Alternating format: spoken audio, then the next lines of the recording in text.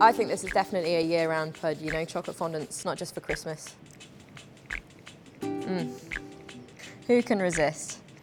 Hi, my name's Helen. I'm one of the chef tutors here at the Waitrose Cookery School. Today I am showing you how to make chocolate fondants, which is one of my all-time favourite desserts, so I can't wait to get started. So we're going to start off by melting our chocolate. So we need a pan of barely simmering water, so we're not going to risk burning it. And we're using 72% dark chocolate today. I'd recommend no lower than 70% cocoa solids because you really want that chocolatey flavour to come through. We're going to add in our butter, it's 125 grams. And allow those two to melt down together. Keep the temperature in the pan nice and low. While that melts, I'm going to prepare my ramekins.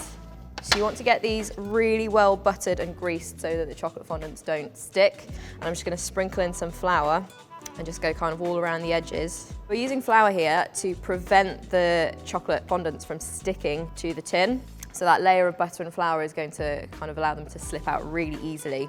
I'm just going to give my chocolate and butter a quick mix just to make sure it's melting down nice and evenly. I think this is definitely a year-round pud, you know, chocolate fondants, not just for Christmas. So while we wait for the chocolate and butter to melt, we're going to whisk up some eggs. So for this we need 2 whole eggs and 2 egg yolks. And I always like to crack my eggs straight on the work surface, which just really helps to prevent bits of shell getting in there. So I split my egg whites and just save those for making meringues or macarons or something in the near future.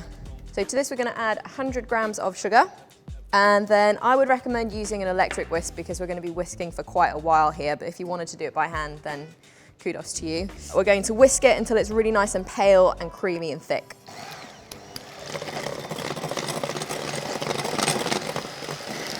You can see that you've got a really nice foamy mixture, and if you draw a figure of 8 or a ribbon in it, it will hold that shape for a few seconds before it sinks back in. So that's perfect, ready to go.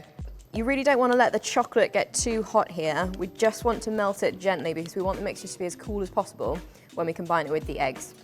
I think this is a really quick and easy dessert, and I think it actually looks like it would be really complicated and it can be quite intimidating because you want those middles to be really gooey. But actually, if you're careful with timings and you get the oven temperature right, it's a real fail-safe. So once the chocolate and butter has melted, you just want to leave this to cool slightly for a few minutes, and you can help it along by giving it a little mix. Really important that it's not scorching hot when you add it to the eggs because it's going to start to cook the eggs straight away, and you don't want that to happen until it goes in the oven. Okay, so my chocolate is nice and cool now. So I'm going to add it into the egg mixture. Make sure I get absolutely everything in there. So I don't like to leave anything behind in the bowl. We're folding rather than mixing here. It will start to firm up slightly because the eggs are a lot cooler than the chocolate, so they'll start to make it set. But just really important that we're being a little bit delicate with the mixture and not really beating all of the air out of it. Once you've got everything kind of almost mixed through, it's okay if you can still see a few streaks of chocolate because you'll get that combined on the next round. So it's now time to add the flour, and we're going to sift the flour in. Just because we're adding it to quite a dense mixture, this is going to help to remove any lumps. So flour, it's just a small amount, but it's going to add some much needed gluten, which is going to hold everything together when the pudding cooks. And as soon as you can stop seeing streaks of chocolate and little bits of flour, stop mixing. You don't need to continue. It smells absolutely unbelievable. Time to get this into dariole molds. So we've got them buttered and floured already. So you just want to divide it as evenly as possible between the 4 molds. So I would start with a little bit less than you think first, and then you can go back up over them and top them up. There's just something about that gooey center. It's just almost wrong, but it's so good. It shows a great deal of skill making this as well. If you can get the timings just right, I could eat chocolate every single day. So I'm just going back over and trying to make sure that I've got an even amount in all of them. Because that way they will bake evenly, but also, very importantly, no arguments when you get them to the table over who gets the biggest one. We'll get the surfaces of them nicely smoothed over, and then they're ready to bake. And if you want to have a go at making these at home, click the link in the description, you'll find the full recipe there.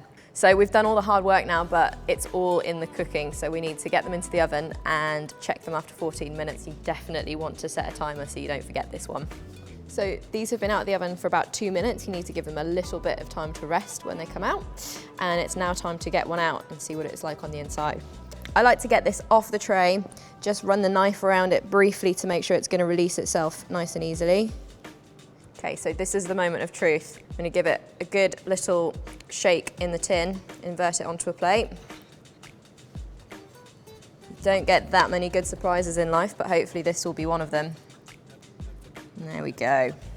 You can kind of feel that it's right as well because you can see how bouncy that is. It's not set in the middle, but it's obviously holding its shape around the edges. And so it's going to be nice and gooey and soft when we cut into it.